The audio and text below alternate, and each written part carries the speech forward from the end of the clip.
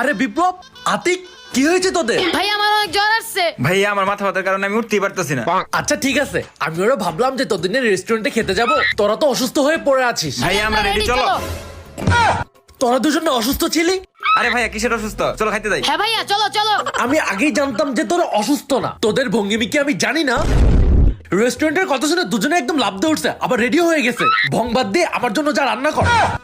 ভাই আমার মাথা ব্যথায় মাথা ছিঁড়ে পড়ে যাচ্ছে। ভাইয়া দেখো জ্বরে আমার গা পুড়ে যাচ্ছে। দাঁড়া, একটা কল আসছে। হ্যালো।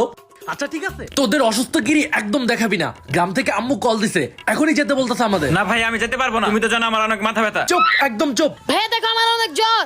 তুইও চুপ করবি, তোদের ভঙ্গিমি আমি জানি না।